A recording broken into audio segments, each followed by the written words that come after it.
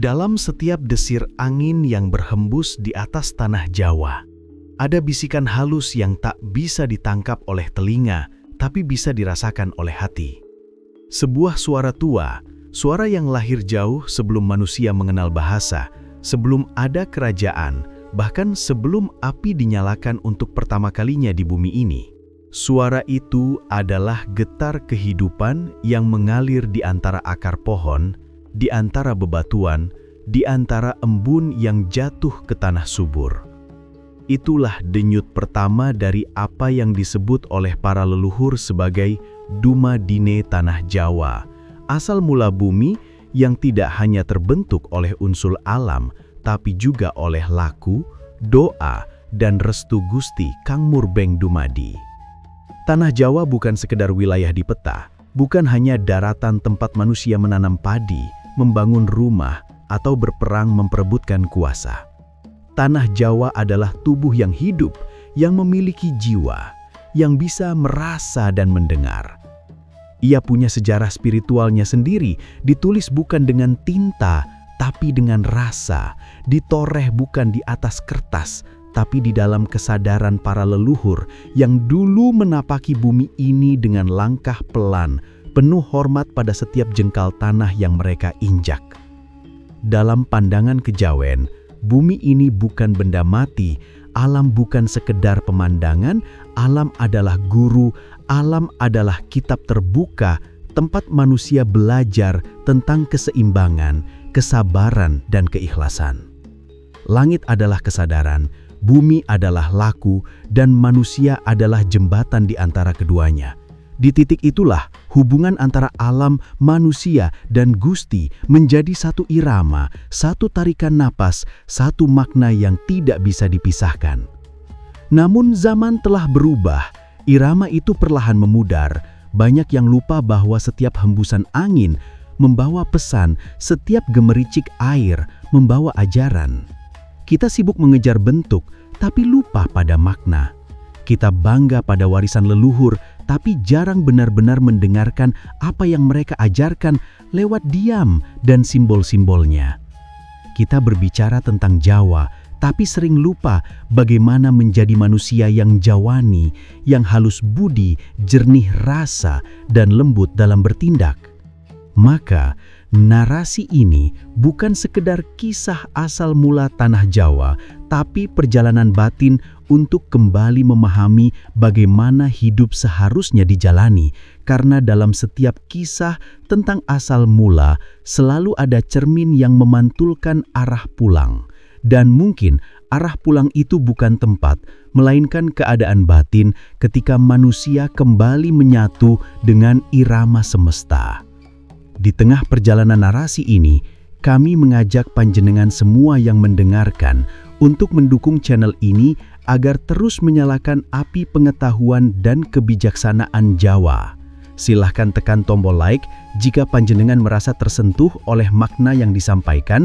Tinggalkan komentar di kolom di bawah agar kita bisa saling berbagi rasa dan pandangan tentang filosofi hidup ini. Dukungan kecil panjenengan adalah bahan bakar besar bagi kami untuk terus menerangi jalan spiritual yang kadang mulai redup di tengah arus zaman.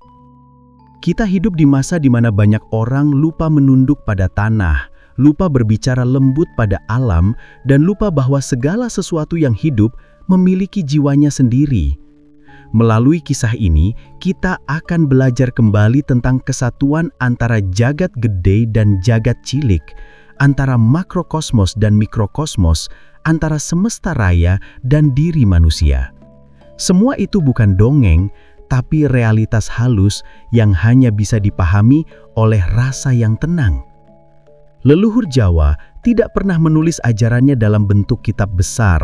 Mereka menuliskannya dalam simbol, dalam gamelan yang berirama lembut, dalam tembang yang berisi nasihat, dalam ritual kecil saat memanen padi, atau dalam doa lirih yang diucapkan ketika hujan pertama turun setelah musim kemarau panjang.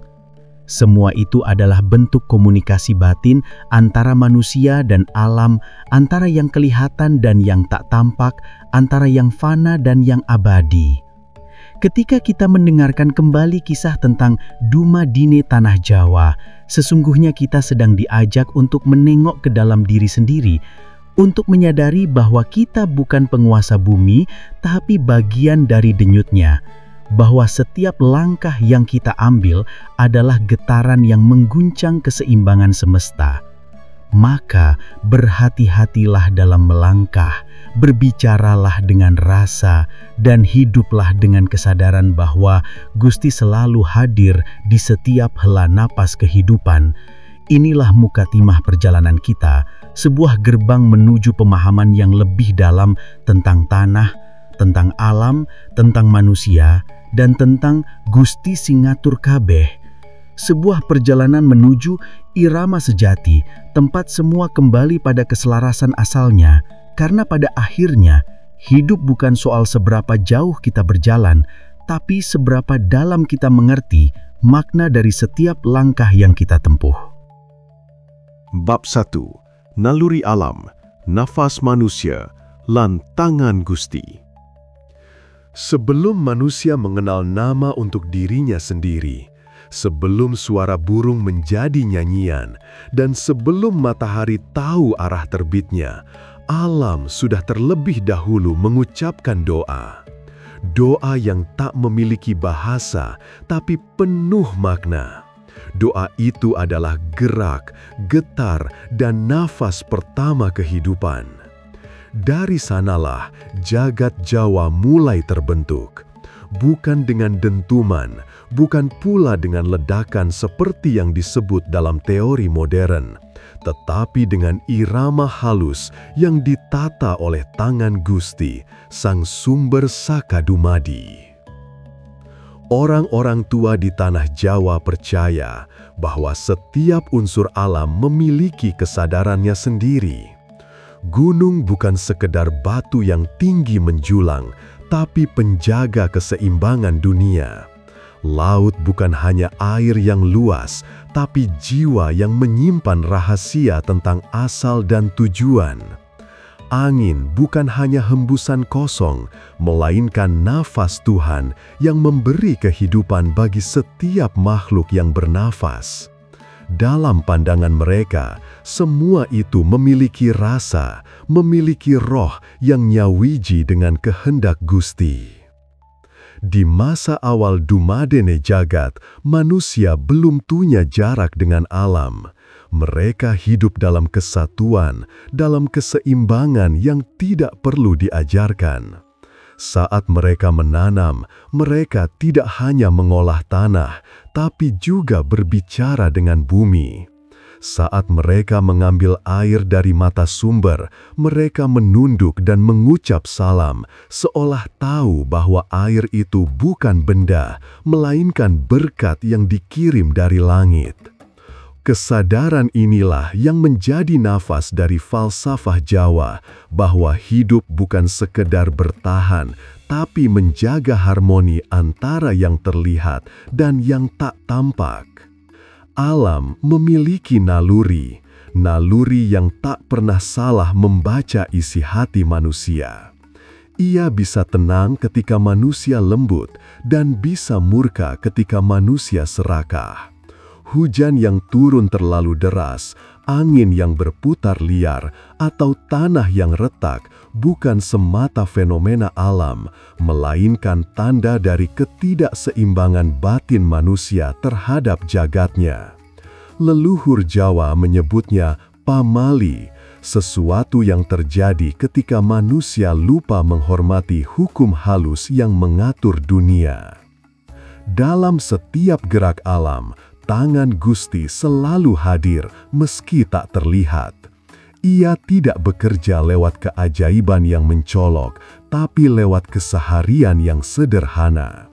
Ia bersembunyi dalam bulir padi yang tumbuh, dalam sinar matahari yang hangat, dan dalam keheningan malam yang menenangkan.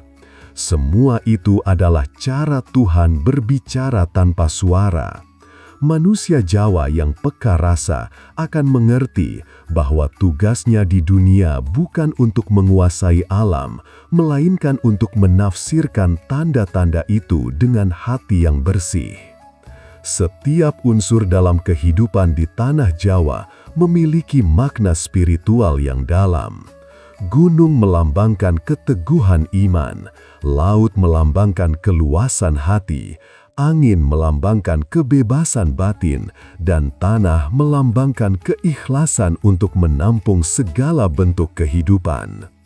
Keempat unsur ini disebut sebagai catur murti, simbol kesempurnaan hidup yang harus dijaga keseimbangannya. Jika salah satu terganggu, maka hidup manusia pun akan kehilangan iramanya. Karena itulah, orang-orang Jawa tua menjalani hidup dengan penuh rasa hormat kepada alam. Mereka tahu kapan saatnya bekerja dan kapan saatnya diam. Mereka tahu kapan harus membuka hutan dan kapan harus menutupnya kembali dengan doa. Mereka menebang pohon sambil memohon izin, menanam benih dengan hati yang bersyukur. Semua itu bukan ritual kosong, tapi bentuk komunikasi antara manusia dan semesta. Mereka percaya bahwa dalam setiap tindakan kecil ada pantulan dari tangan Gusti.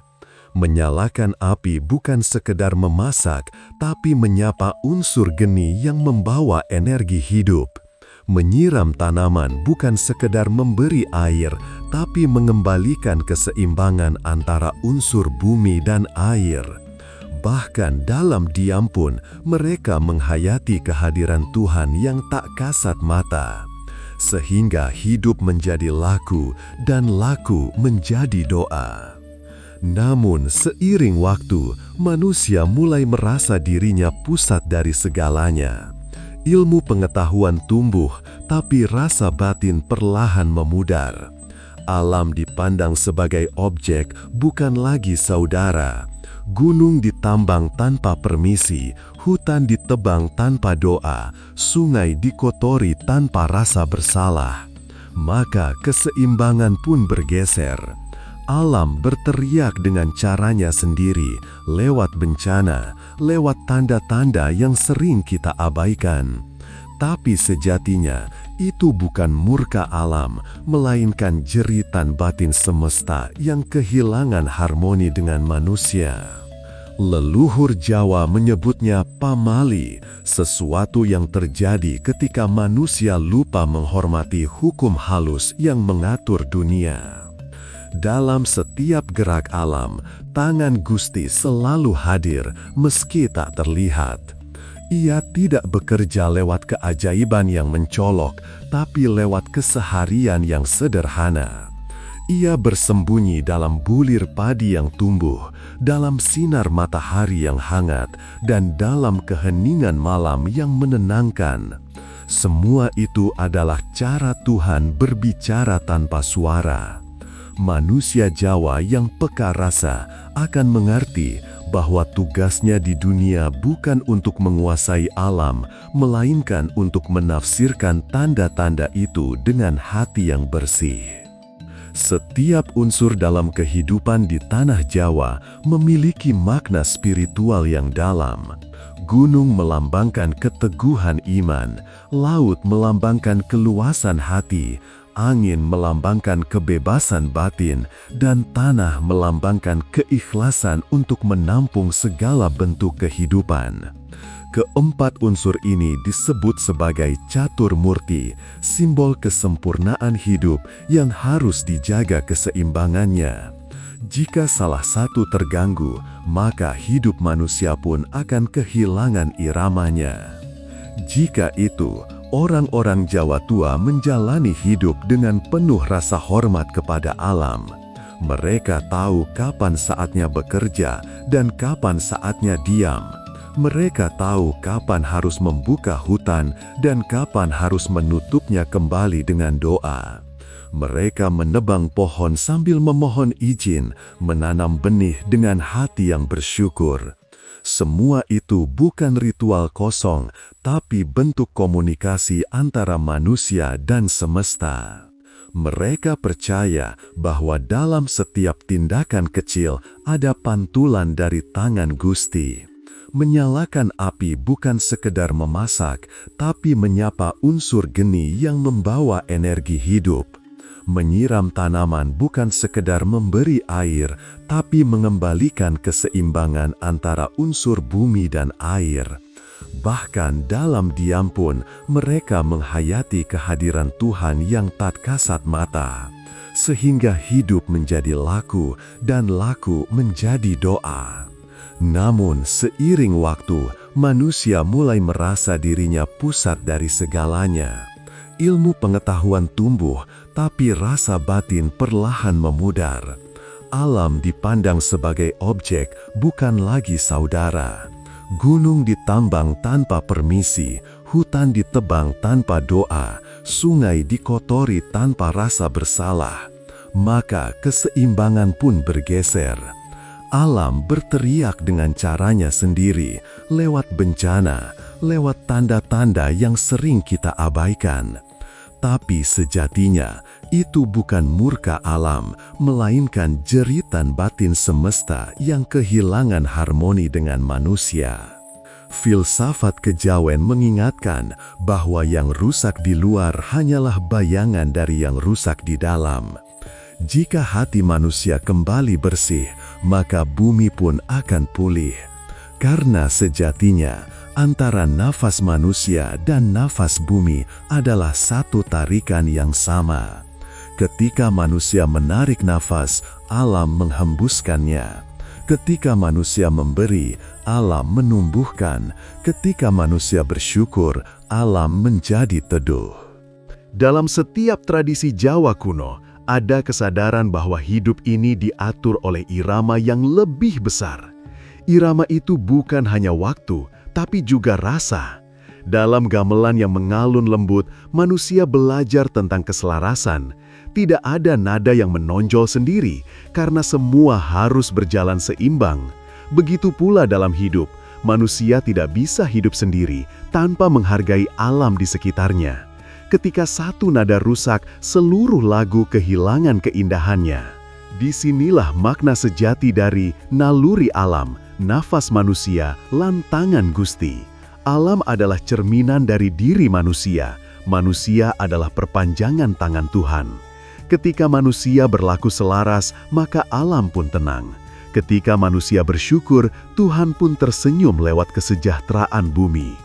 Maka, laku spiritual orang Jawa tidak berpusat pada ajaran tertulis, tapi pada pengalaman langsung merasakan hubungan itu setiap hari. Mereka yang masih menjalani laku semedi atau tirakat bukan sedang mencari kesaktian, tapi sedang menata ulang hubungan batin dengan jagat.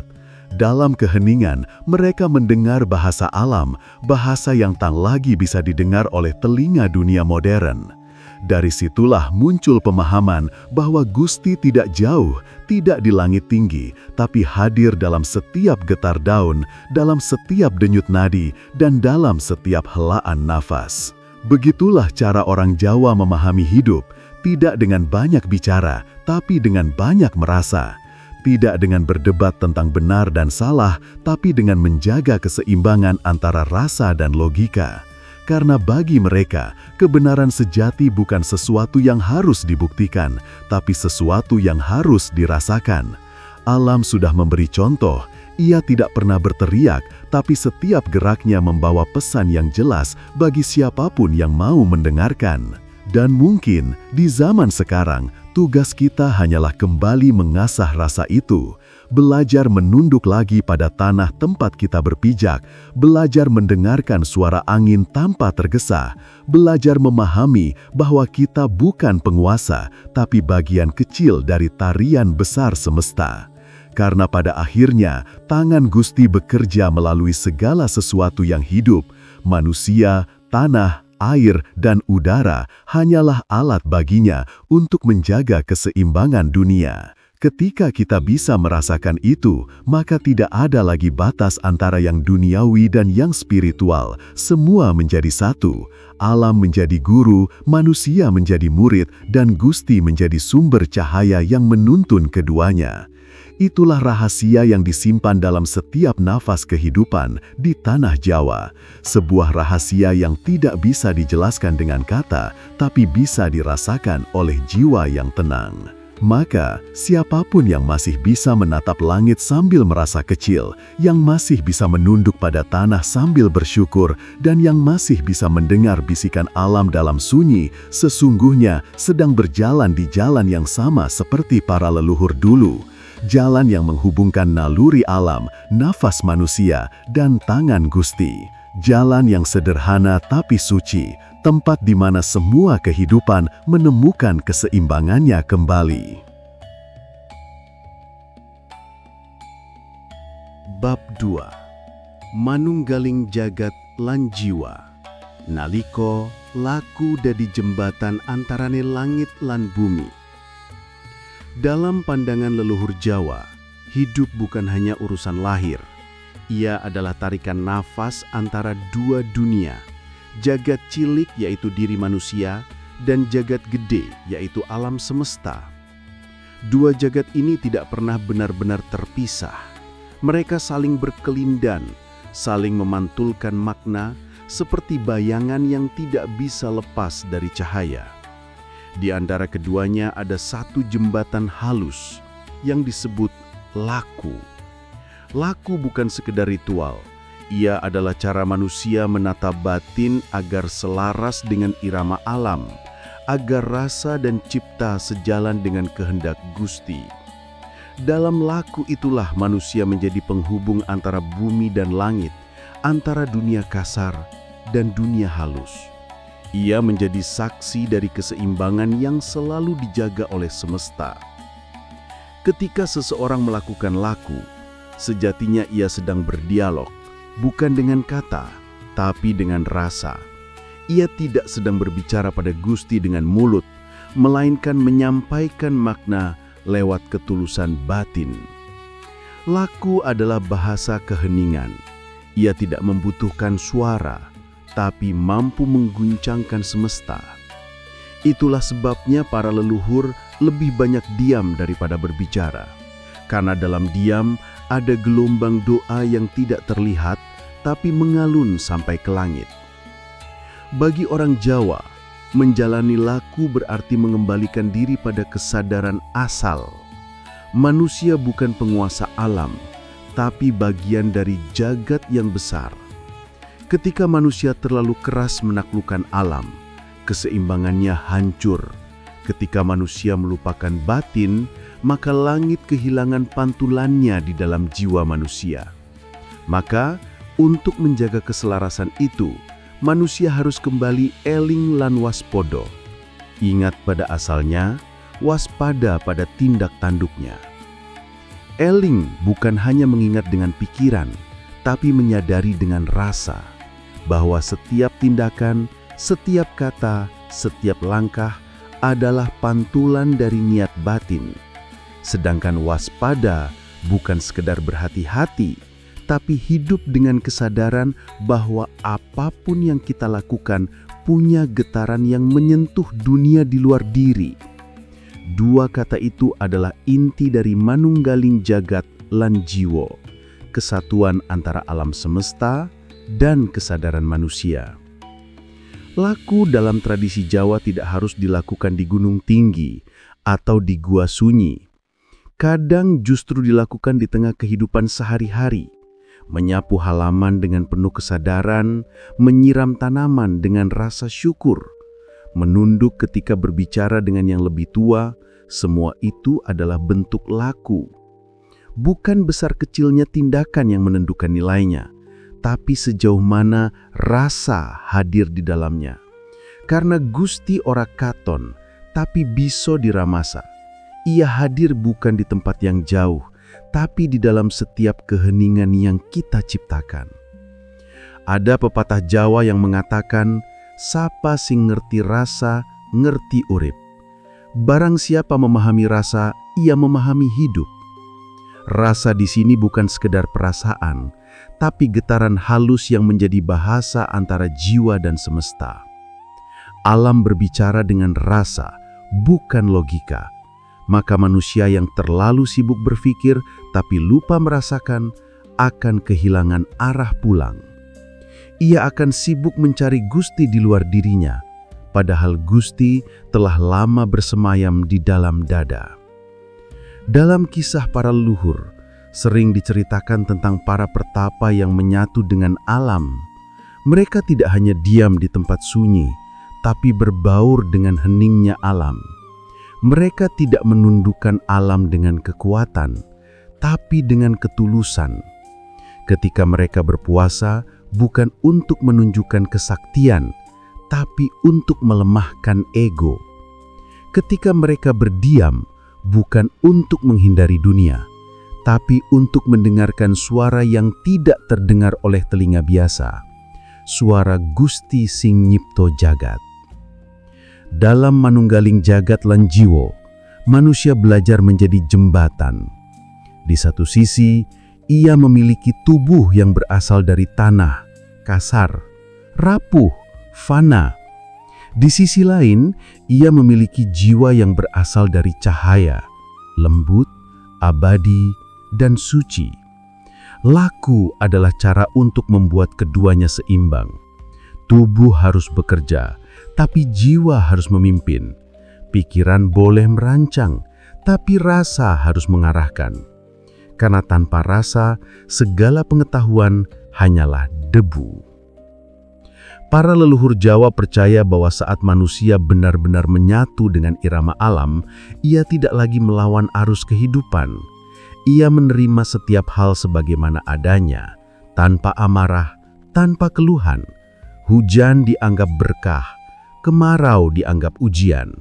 Semua adalah bagian dari irama semesta yang tak perlu dilawan.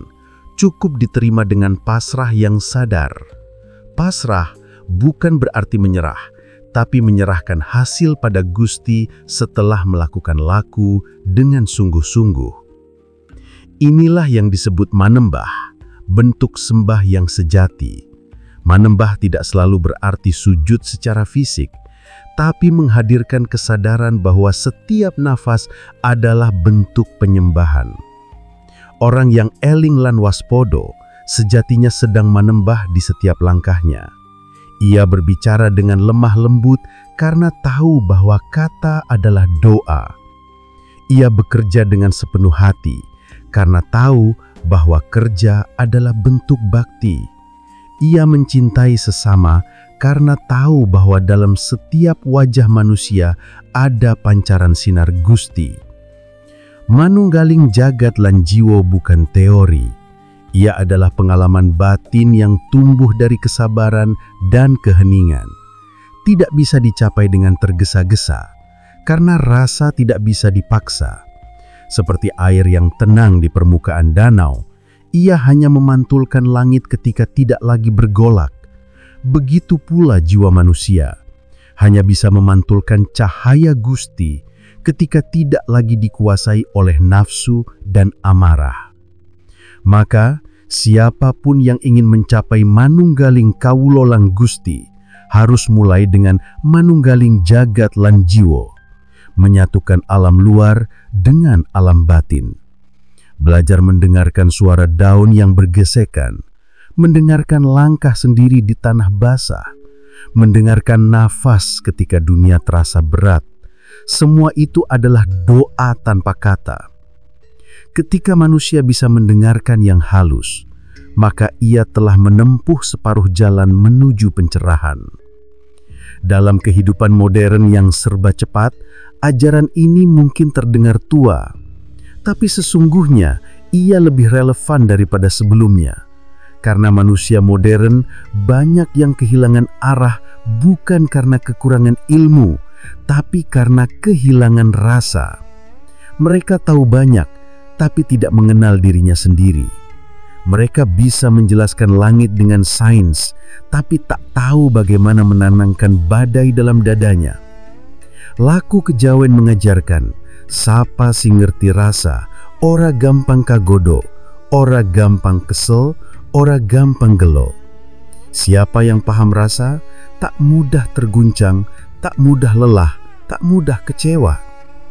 Disinilah letak kebijaksanaan sejati, hidup dalam kesadaran penuh tanpa kehilangan pijakan di bumi dan tanpa memutuskan hubungan dengan langit. Ketika manusia bisa berjalan di antara keduanya, ia tidak lagi terombang-ambing oleh perubahan dunia. Ia menjadi seperti gunung, diam tapi kokoh, lembut tapi berdaya. Itulah buah dari laku yang tulus. Akhirnya, manunggaling jagat lan jiwa adalah tentang harmoni, tentang bagaimana manusia menjadi pusat keseimbangan antara cipta, rasa, dan karsa, antara alam, manusia, dan Gusti. Ia bukan sekedar ajaran, tapi cara hidup. Ia menuntun kita agar tidak sombong ketika berkuasa, tidak berputus asa ketika jatuh, dan tidak lupa diri ketika berhasil. Karena dalam setiap keadaan, Gusti tetap ada, mengatur dengan caranya yang halus dan penuh rahasia. Ketika seseorang telah sampai di tahap ini, ia tidak lagi sibuk mencari tanda-tanda luar. Ia tahu bahwa Gusti tidak hanya ada di langit, tapi juga dalam senyum, dalam hujan, dalam kesunyian malam. Ia sadar bahwa hidup ini bukan tentang melawan, tapi tentang mengikuti irama semesta dengan rasa yang jernih. Maka ia berjalan dengan tenang, berbicara dengan lemah lembut, bekerja dengan ikhlas, karena di dalam dirinya jagat lan jiwa sudah menyatu. Itulah laku sejati yang menjadi jembatan antara langit dan bumi, antara manusia dan Gusti, bukan jembatan dari batu, tapi dari kesadaran dan ketulusan. Dan siapapun yang melangkah di atasnya akan menemukan bahwa hidup bukan lagi sekedar perjalanan, melainkan bentuk sembah yang abadi.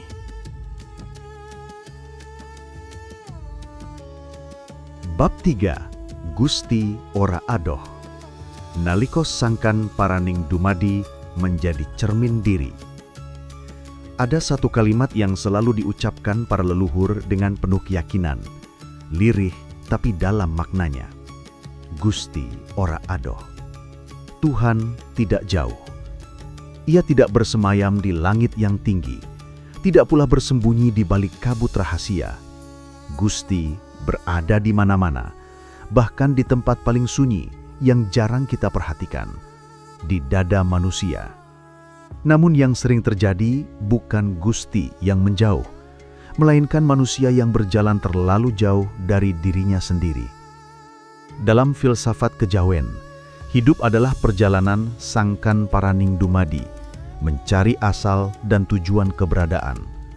Sangkan berarti asal, tempat mula kita berasal. Paran berarti tujuan, arah kemana kita akan kembali. Di antara keduanya, ada kehidupan yang kita jalani sekarang. Sebuah jalan panjang, tempat manusia diuji agar sadar siapa dirinya. Para leluhur tidak memaknai hidup sebagai garis lurus antara lahir dan mati. Bagi mereka, hidup adalah lingkaran. Kita lahir dari rahim alam, tumbuh bersama kehidupan, lalu kembali menjadi bagian dari semesta.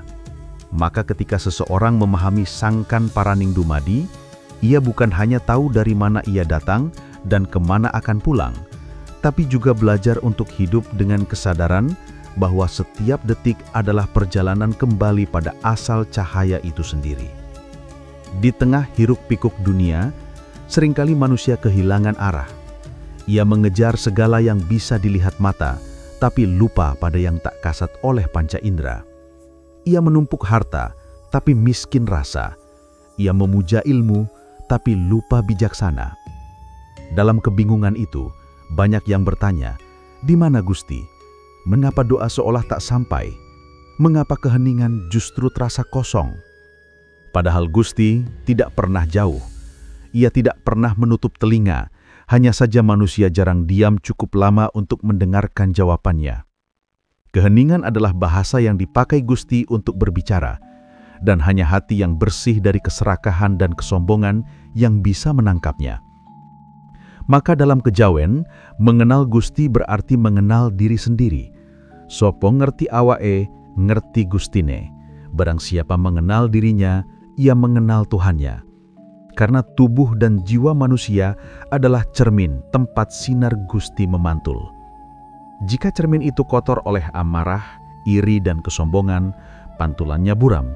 Tapi jika dibersihkan dengan laku, dengan kesabaran, keikhlasan, dan ketulusan, maka cahaya Gusti akan tampak jelas. Bukan dalam bentuk rupa, tapi dalam rasa yang lembut, tenang, dan menyelimuti. Disitulah seseorang akan mengerti bahwa Gusti ora adoh. Laku menuju pengenalan diri ini tidak mudah.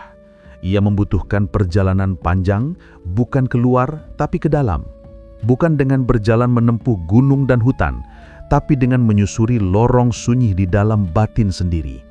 Di sanalah manusia berhadapan dengan dirinya yang sejati, bukan yang dilihat orang lain, tapi yang diketahui Gusti.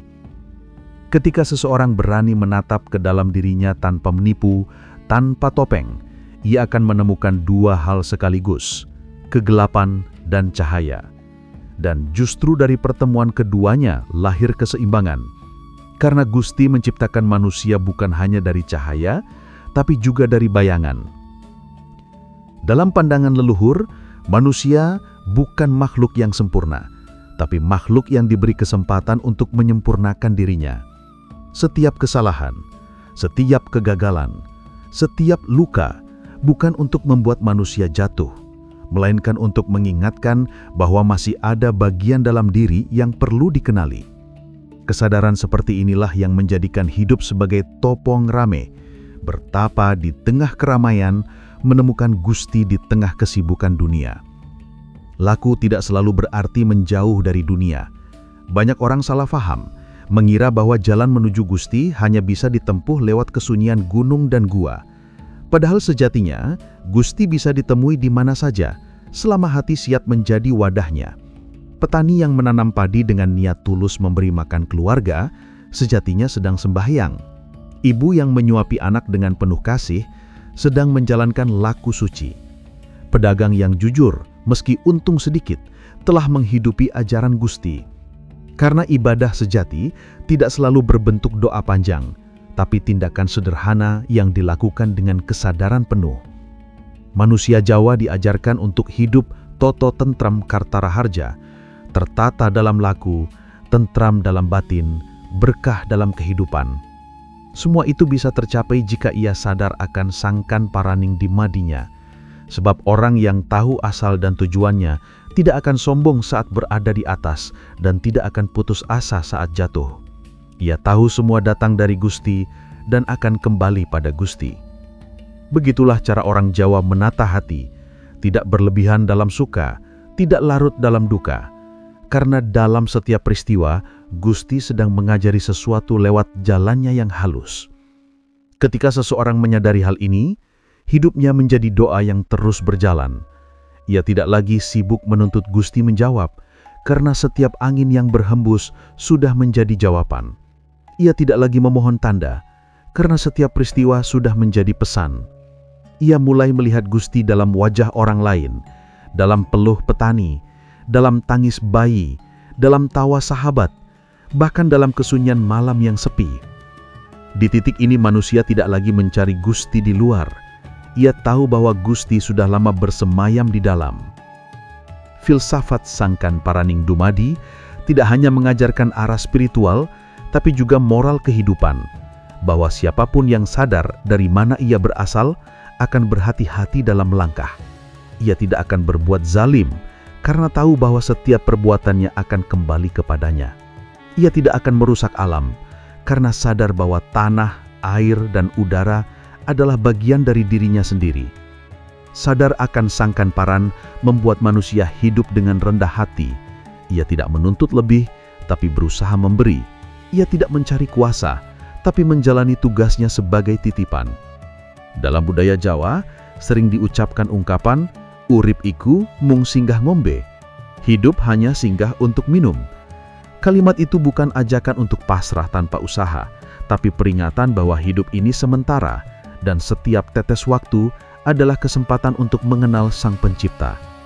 Maka selama kita masih diberi napas, kita seharusnya menggunakan hidup ini untuk mendekat, bukan menjauh. Karena yang sesungguhnya jauh bukanlah Gusti, tapi hati kita sendiri yang terlalu bising oleh ambisi dan keluh kesah. Ketika seseorang benar-benar memahami Gusti ora adoh, ia hidup dengan ringan. Ia tidak mudah gelisah karena percaya semua yang terjadi sudah diatur dengan kebijaksanaan yang lebih tinggi dari akal manusia. Ia tidak lagi iri pada orang lain, karena tahu setiap orang punya jalan masing-masing menuju sang kanparan. Ia juga tidak takut kehilangan, karena menyadari bahwa semua yang datang hanyalah titipan sementara. Ketenangan seperti inilah yang disebut rahayu, keadaan batin yang selaras dengan Gusti. Dan ketika batin sudah sampai pada rahayu, maka hidupnya menjadi berkah bagi sekeliling. Tutur katanya menenteramkan, langkahnya menyejukkan, keberadaannya membawa damai. Ia menjadi cermin di mana orang lain bisa melihat pantulan Gusti. Ia tidak lagi mencari kebesaran diri karena sudah merasakan kebesaran Gusti di dalam jiwa. Itulah tahap tertinggi dalam laku kejawen, bukan kesaktian, bukan kemuliaan dunia, tapi kesadaran murni bahwa manusia hanyalah pancaran kecil dari cahaya yang lebih besar. Pada akhirnya, Sangkan Paraning Dumadi bukan perjalanan menuju tempat tertentu, tapi menuju keadaan tertentu. Keadaan ketika kita sadar bahwa hidup, mati, bahagia, dan derita hanyalah bagian dari irama yang sama. Bahwa Gusti tidak jauh, karena Ia adalah napas di dada, cahaya di mata, dan tenang di hati. Dan siapapun yang sudah sampai pada pemahaman ini, tidak lagi sibuk mencari tanda, karena ia sudah menjadi tanda itu sendiri. Tanda bahwa Gusti memang tidak pernah pergi.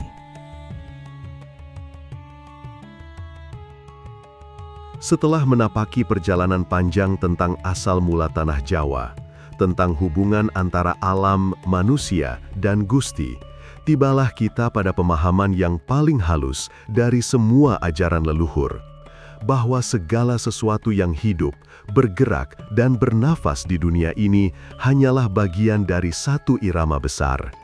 Irama yang tidak diciptakan oleh manusia, tapi oleh tangan halus Gusti sing ngatur kabeh. Dari sini kita belajar bahwa hidup bukan sekedar soal lahir dan mati, tapi tentang bagaimana kita menjaga keseimbangan antara yang tampak dan yang tidak tampak. Tanah Jawa dengan segala misteri dan keanggungannya bukan sekedar tempat berdiri. Ia adalah ruang belajar, tempat manusia memahami makna laku, rasa, dan kesadaran. Leluhur kita tidak meninggalkan gedung-gedung tinggi, tapi mereka mewariskan nilai yang jauh lebih kokoh. Cara hidup yang selaras dengan alam dan penuh rasa hormat pada Gusti. Mereka mengajarkan bahwa manusia tidak lebih tinggi dari tanah, karena dari sanalah ia berasal dan kesanalah ia akan kembali. Maka hidup ini sejatinya bukan tentang menaklukkan dunia, tapi menyatukan diri dengannya. Dalam setiap hembusan angin di sawah, dalam suara gamelan yang mengalun lembut, dalam gemericik air di sungai, ada ajaran yang sama, bahwa Gusti hadir dalam keseharian bukan hanya di tempat ibadah. Ia hadir dalam kerja keras petani, dalam ketulusan seorang ibu, dalam kesabaran orang tua, dan dalam laku sederhana yang dijalani tanpa pamrih. Ketika kita mampu melihat kehadirannya di sana, barulah kita memahami bahwa Gusti ora adoh. Kehidupan modern seringkali membuat kita lupa akan hal-hal kecil seperti ini. Kita sibuk berlari mengejar dunia sampai lupa menengok ke dalam diri. Kita ingin mendengar suara Gusti, tapi hati kita terlalu bising oleh ambisi dan keluh kesah. Padahal, seperti yang diajarkan para pinisepuh, Gusti berbicara lewat keheningan. Ia tidak memanggil dengan teriakan, tapi dengan getar halus dalam rasa. Maka, barang siapa ingin mengenalnya, harus belajar diam dengan penuh sadar, harus belajar mendengar dengan hati, bukan hanya dengan telinga. Dalam kesadaran itulah kita menemukan makna sejati dari manunggaling jagat lan jiwa, bahwa manusia bukanlah pusat semesta, tapi bagian dari keseimbangan yang saling membutuhkan. Alam memberi, manusia menerima, lalu manusia mengembalikan dengan rasa syukur. Begitu terus siklus itu berjalan. Ketika keseimbangan ini terganggu, maka lahirlah kekacauan. Itulah sebabnya leluhur selalu menekankan pentingnya tata krama, bukan hanya terhadap sesama, tapi juga terhadap alam dan diri sendiri. Sampai di titik ini, kita paham bahwa laku spiritual orang Jawa tidak rumit. Ia tidak memerlukan mantra panjang, tidak harus di tempat khusus. Laku bisa dimulai dari hal sederhana, menyapa alam dengan lembut, bekerja dengan tulus, berbicara dengan hati, dan menjaga niat tetap bersih. Karena dalam setiap tindakan yang disertai kesadaran, Gusti hadir di sana. Di tengah perjalanan spiritual ini, kami mengajak panjenengan semua untuk terus mendukung perjalanan kebijaksanaan ini agar tak padam di tengah arus zaman. Dukung channel ini dengan menekan tombol like bila panjenengan merasa mendapatkan makna dari narasi ini. Tulis pandangan dan rasa panjenengan di kolom komentar, karena setiap kata dan dukungan dari hati panjenengan akan menjadi bagian dari upaya menjaga cahaya kebijaksanaan Jawa agar tetap menyala untuk generasi berikutnya. Perjalanan memahami Dumadine Tanah Jawa sejatinya adalah perjalanan kembali pada rasa. Karena rasa adalah jalan pulang menuju diri sejati.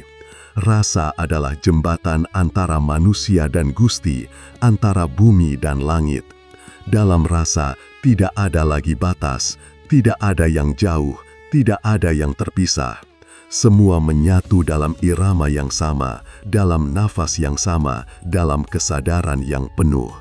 Maka, barang siapa mengerti rasa, ia akan hidup dengan tenang meski dunia berubah. Leluhur kita telah lama meninggalkan petunjuk dalam bentuk kehidupan mereka yang sederhana tapi dalam maknanya. Mereka tidak meninggalkan teori, tapi contoh. Mereka tidak berbicara banyak, tapi menunjukkan lewat tindakan. Dari mereka, kita belajar bahwa kebijaksanaan tidak diukur dari seberapa banyak pengetahuan, tapi dari seberapa jernih hati dalam menerima setiap peristiwa. Bahwa yang sejati tidak berteriak, tapi hadir dengan diam yang menenteramkan. Kini, tugas kita bukan hanya mengenang, tapi melanjutkan. Menjaga agar nilai-nilai luhur itu tidak hilang di gerus waktu, agar generasi yang datang setelah kita masih mengenal apa arti eling lan waspada, apa arti tata tentrem karta raharja, dan bagaimana caranya hidup dengan kesadaran penuh. Karena selama manusia masih mau belajar dari alam, selama hati masih mau mendengar dengan rasa, maka ajaran kejawen tidak akan pernah punah. Ia akan terus hidup melewati masa, melewati perubahan, karena ia berasal dari sumber yang abadi. Dan pada akhirnya, setelah semua perjalanan batin ini, kita sampai pada pemahaman bahwa tidak ada yang benar-benar berakhir. Hidup, mati, senang, sedih, semuanya hanya bagian dari irama yang terus berputar.